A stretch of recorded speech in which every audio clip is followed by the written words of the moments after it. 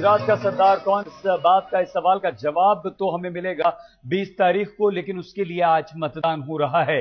गुजरात में अंतिम दौर का मतदान इस वक्त चल रहा है और अब तक 5 घंटे हो चुके हैं वोटिंग को। पहले 3 घंटों में करीब 21% मतदान हुआ और इस तरह की उम्मीद जताई जा रही कि पहले दौर की वोटिंग और दूसरे और आखिरी दौर की वोटिंग में खूब मतदान होगा। यहां पर हम अहमदाबाद, वडोदरा, गोधरा और शाहपुर की तस्वीरें आपको दिखा रहे हैं।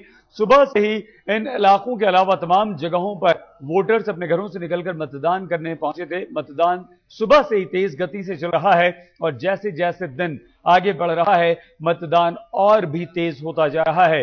राज्य के मुख्यमंत्री नरेंद्र मोदी ने भी अपना वोट डाला है, लेकिन मोदी के वोट डालने की स्टाइल कांग्रेस को रास नहीं आई है।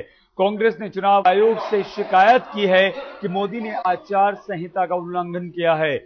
कांग्रेस का यह आरोप है कि मोदी ने वोट डालने के बाद सबके सामने भाषण दिया, विक्ट्री का निशान भी दिखाया।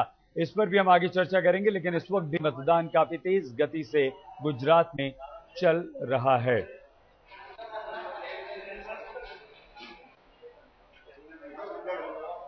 बीजेपी, कांग्रेस, जीपीपी की तरफ से कई सारे बड़े नाम जो ऐसे हैं जो चुनाव लड़ रहे हैं, लेकिन इन लोगों ने मतदान भी किया। आज सुबह घर से सबसे पहले ये वो तमाम लोग जो बाहर निकले। नरेंद्र मोदी गुजरात के मुख्यमंत्री हालांकि मणिनगर से चुनाव लड़ रहे हैं, लेकिन वोट उन्होंने रणित में किया है, वहां पर उनका वोटर लिस्ट में नाम है।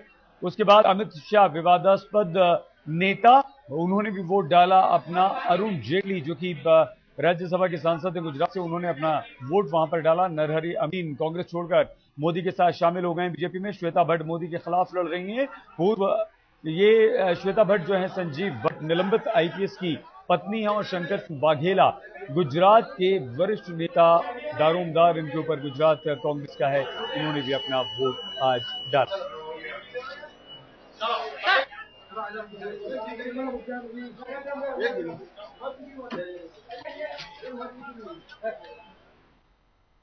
गुजरात की मणिनगर की सीट सबसे हाई प्रोफाइल इस वक्त मानी जा रही है। मणिनगर से मुख्यमंत्री नरेंद्र मोदी चुनाव लड़ रहे हैं और कांग्रेस ने उनके खिलाफ मैदान में उतार दिया है श्वेता भट्ट को।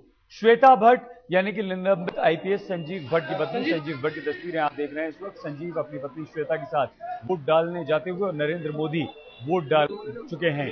हालांकि मोदी ने रणित में मतदान किया, जो कि मणिनगर विधानसभा क्षेत्र में नहीं आता। मोदी रणित से ही मतदाता हैं, जबकि चुनाव लड़ते हैं मणिनगर से। तो श्वेता भट्ट वोट डालने पहुंची थी अपने पति के साथ। श्वेता भट्ट यानी कि संजीव भट्ट की पत्नी, जिन्हें कि निलंबित कर दिया गया है आईपीएस, इन्होंने नरेंद्र मोदी के खिलाफ गंभीर आरोप लगाए थे। नरेंद्र मोदी के खिलाफ संजीव भट्ट के आरोपों के बाद उन्हें निलंबित कर दिया गया।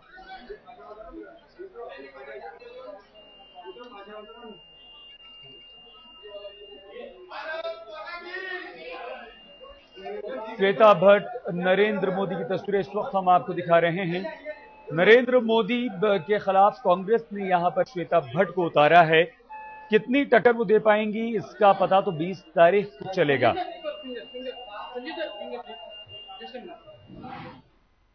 तो गुजरात के तमाम हिस्सों में हमारे तमाम संवाददाता बने हुए हैं, जिनसे हम बात करेंगे। इस वक्त हम साबरमती आपको लिए चलते हैं। जावेद अंसारी हमारे साथ साबरमती से इस वक्त जुड़ चुके हैं। जावेद, किस तरह का मतदान यहां पर चल रहा है? साबरमती किस लिहाज से महत्वपूर्ण है अगर देखा जाए तो? जावेद,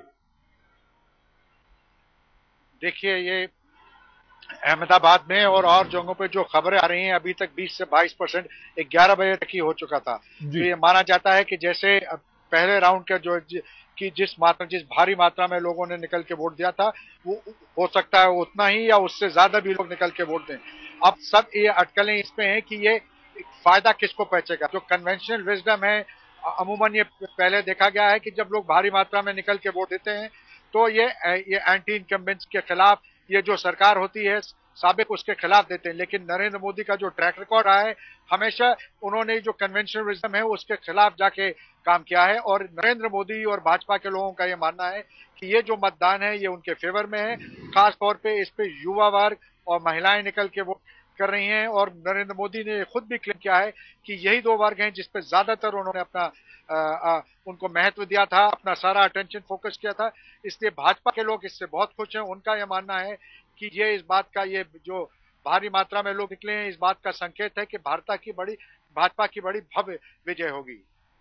बिल्कुल जावेद, और 71% वोटिंग हुई थी पहले दौर में, और दूसरे दौर में यह कहा जा रहा है कि यह आंकड़ा पार हो सकता है, यानी कि रिकॉर्ड मतदान की तरफ बढ़ रहा है गुजरात। और जिस तरह से जावेद ने कहा कि ये नरेंद्र मोदी और उनकी पार्टी बीजेपी से अपने पक्ष में बता रही है, लेकिन जावेद यहां पर अगर हम आपसे जिक्र करें, हालांकि पहले दौर में वो मतदान हो चुका है, गुजरात परिवर्तन पार्टी केशुभाई पटेल ने बनाई थी, कितना असर डाल पाएंगे केशुभाई पटेल, क्योंकि पिछले चुनावों में 2007 में वो साथ में थे, लेकिन नरेंद्र मोदी के खिलाफ उन्होंने आह्वान किया था वोट का। जावेद, देखिए पिछले बार कितना वो असर डाल पाएंगे ये तो 20 तारीख को ही पता चलेगा, लेकिन जो यहाँ विशेषज्ञ हैं राजनीतिक और जो बहुत से लोगों का यह मानना है कि उनका इलाका, उनका स्ट्रांग होल्ड था सौराष्ट्र, वहां वोट पड़ चुका है। लोग ये मानते हैं कि सीटें वो भले ना बहुत ज्यादा जीते, लेकिन उनको डैमेज करने की, बीजेपी और कांग्रेस के वोट्स में कट इन करने की उनको क्षमता ज्यादा है। जितनी भी वो सीट जीतते हैं, अगर वो बीजेपी के एक्सपेंस पर सीट जीतते हैं तो उतना वहां बीजेपी को नुकसान हो सकता है।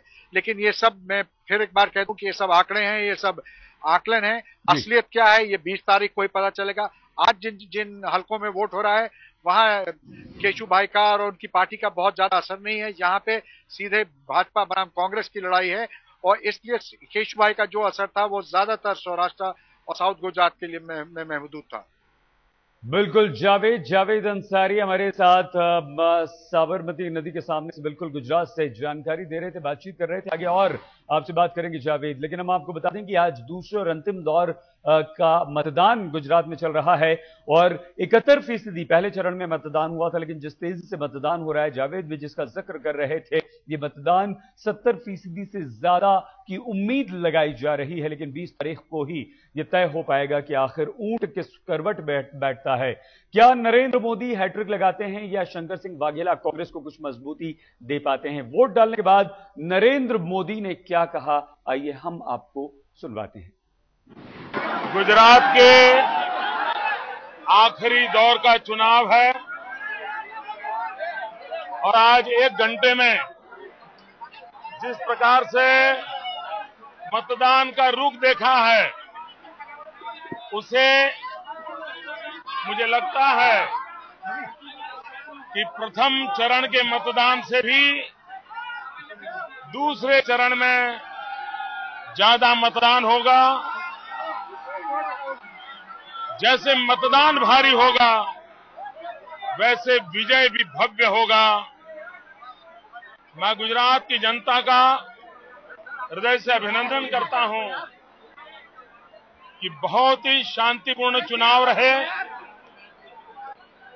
ये चुनाव ऐसा था जो गुजरात की जनता ने खुद ने लड़ा है।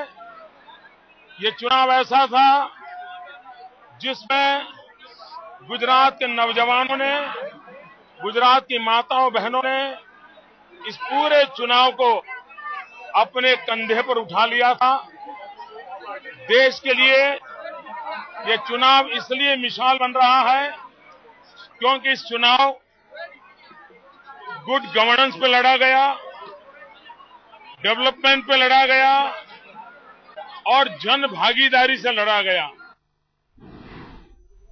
गुड गवर्नेंस, डेवलपमेंट पर यह चुनाव हमें लड़ा है, और काफी आश्वस्त नजर आए हैं नरेंद्र मोदी। उन्होंने कहा है कि जीत उनकी पक्की है, लेकिन कांग्रेस ने भी अपना पूरा जोर लगा दिया है। शंकर सिंह वाघेला अपनी पार्टी को जिताने के लिए कोई कोर कसर नहीं छोड़ रहे हैं। हालांकि उन्होंने यह भी कहा था कि वो गुजरात की जनता अब ये चाहती है कि नरेंद्र मोदी के शासन से मुक्त हो। लेकिन आज उन्होंने क्या कहा, सुनिए।